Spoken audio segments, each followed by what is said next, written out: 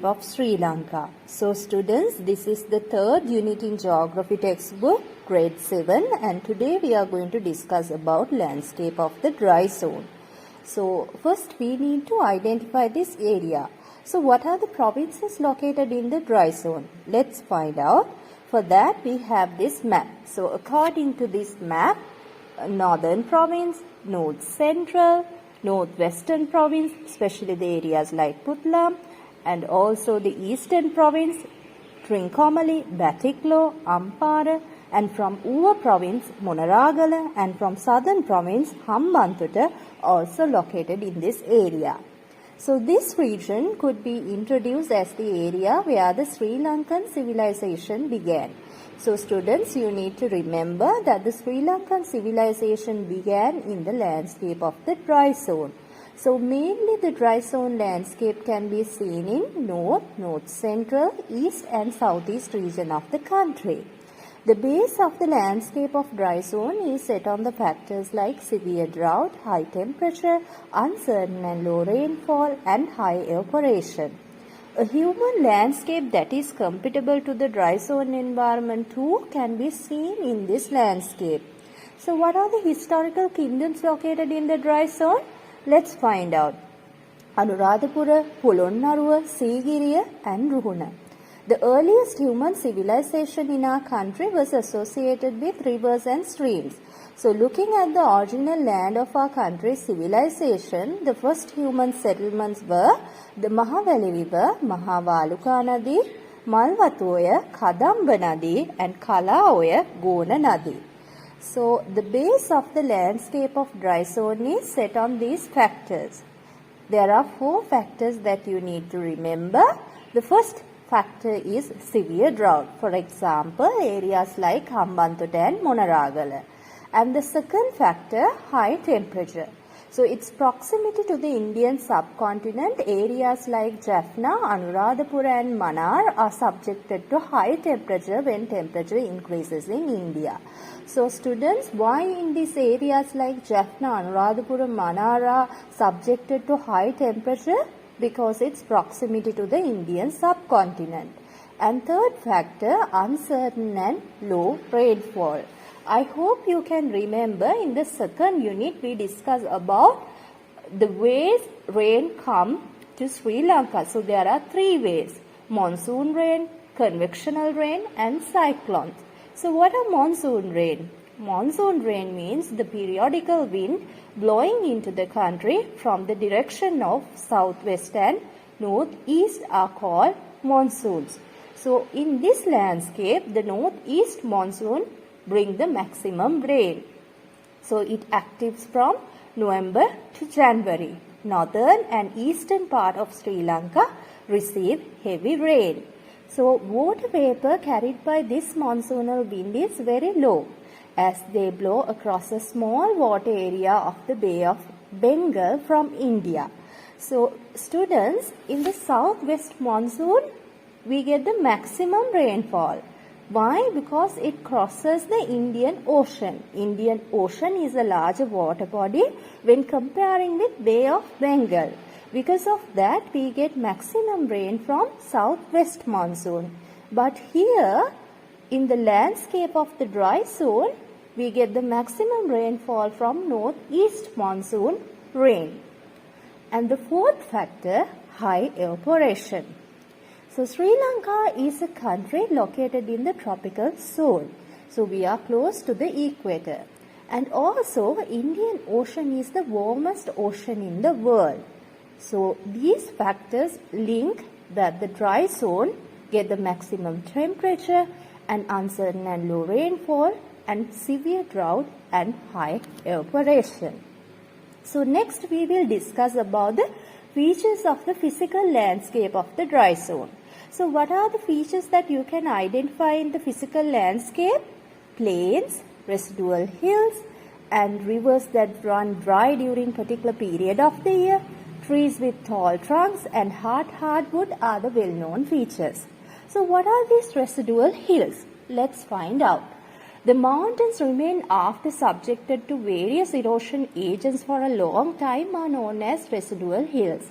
It is believed that they were subjected to agents of erosion like wind and water. Sometimes these mountains may have been joined to central highland in earlier times. Mostly these residual mountains have a historical value.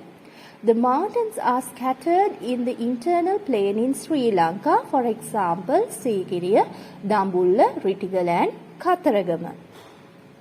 So these trees with tall trunks and hardwood are the well-known features of the physical landscape of the dry zone. For example, teak, Suryamara and satinwood. So as you can see from the pictures, these trees are tall in nature and also hardwood. So this term is used to describe the woods that is at the center of a tree. So as you can see with the pictures in nature, these trees are with tall trunks and hardwood. And let's find out what are the features you can see in the vegetation of the landscape of the dry zone. So grass, shrub with thorny bushes that grow in arid climate that prevails at Mannar and Puttalam in the northwestern region and Hambantota area in the southeastern region of Sri Lanka too are specific features of this landscape. For example, areas in Hambantota district, areas in Mannar district. Main trees, Ereminia, cactus and palu. Features of vegetation, leaves of the trees are thick, scanty and thorny. Leaves are small, it is because they have adapted to the dry climate. There are trees that get adapted to resist a long dry period. So let's find out more details about these residual hills.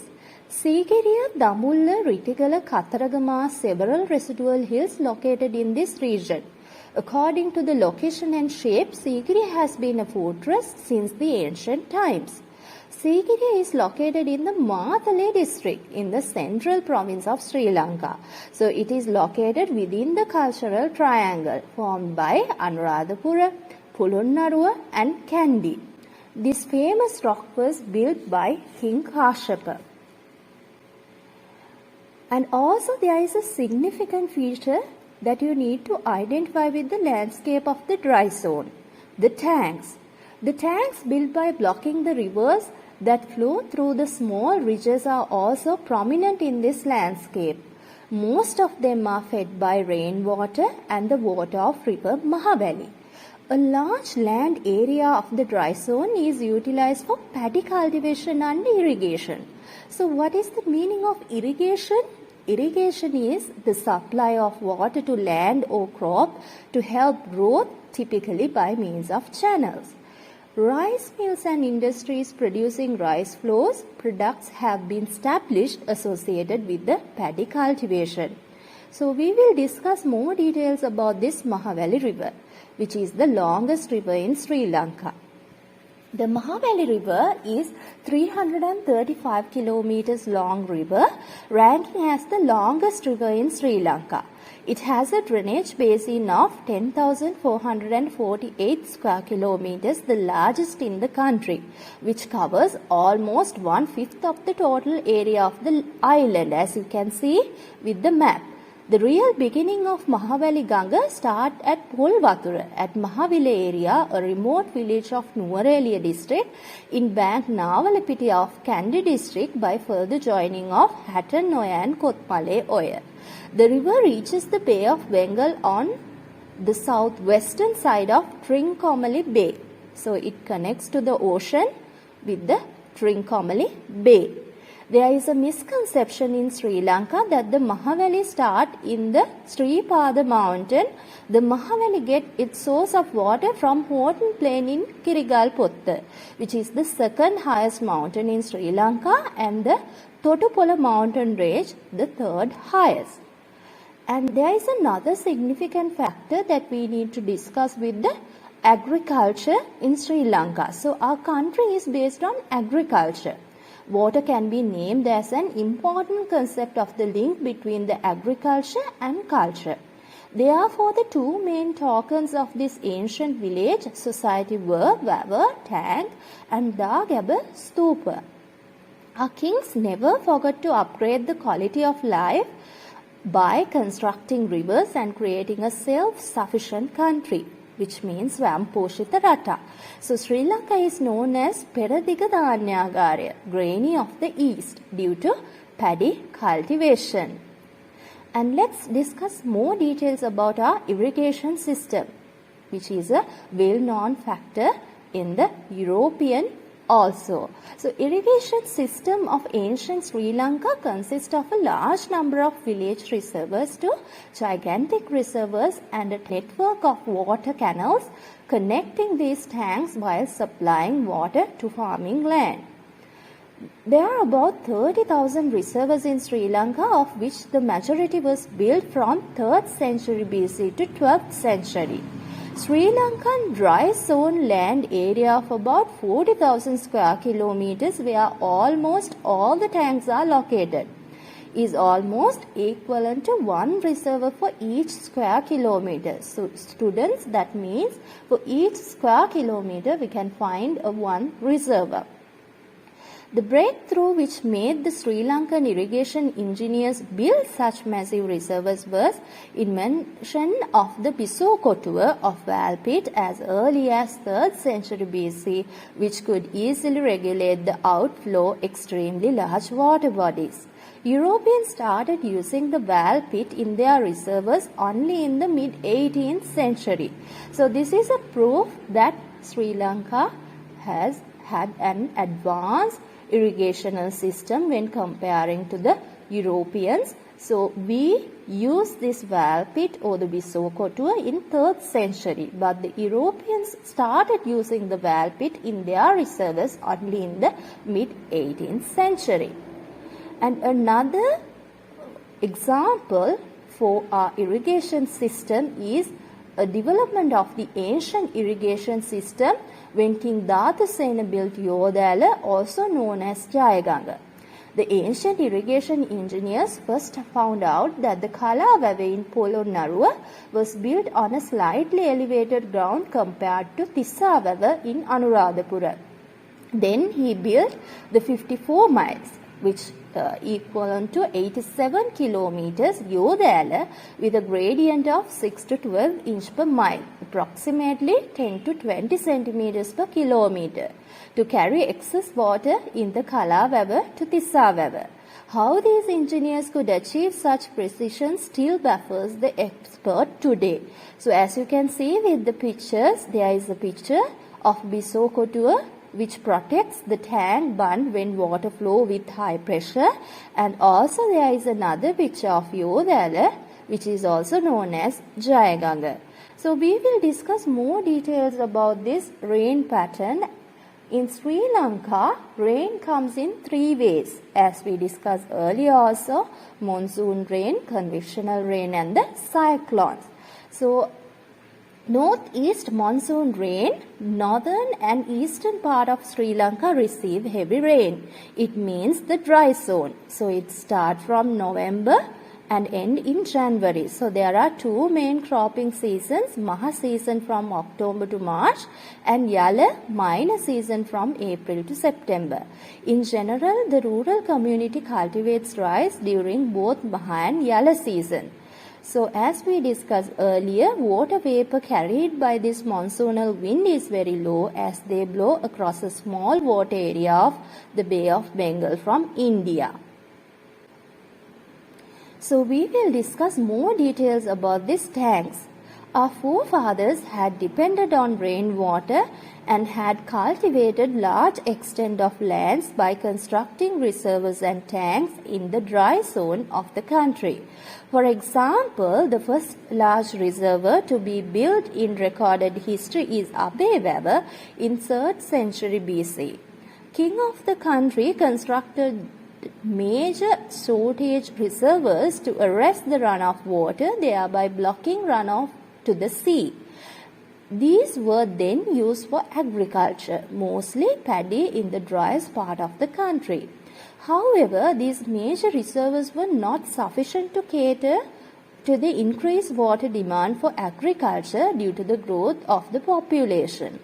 As a result, a network of small tanks was constructed in various time periods. This is currently known as the village irrigation system.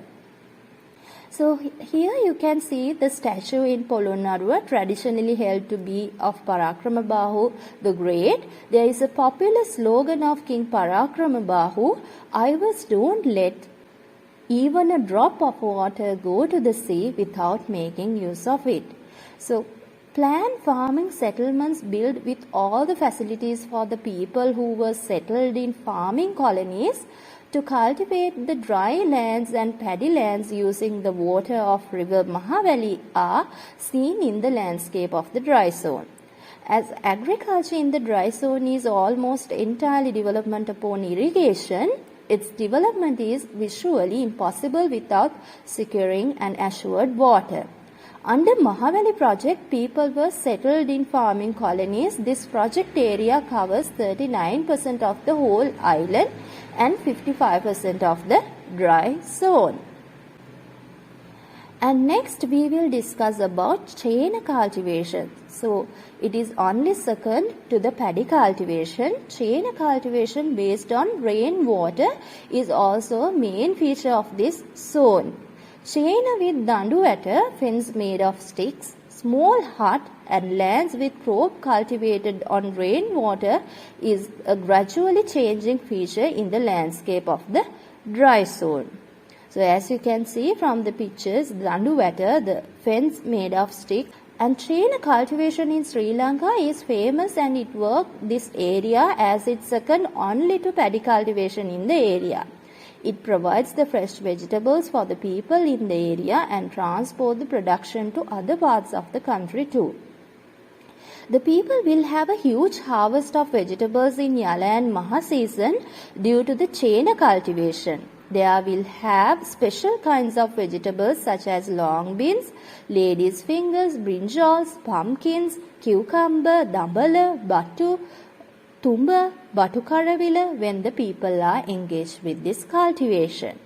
These lands made in the jungle with large scale of room for the cultivation, the people will make vadia and stay there till the harvest end and move back to their permanent houses after the season finishes. So here you can see a map. So in this map you can identify all the rivers and tanks located in the dry zone, some of the sanctuaries. So you have to study this map in order to get an idea what are the variation you can see in the landscape of the dry zone. So next we will discuss about the sanctuaries like Yala, Vilpattu, Kumana and forest reservoirs like Somavati, Maduroya and Vaskamu are specific features in the landscape of the dry zone. For example, these forests are known as dry mixed evergreen forest.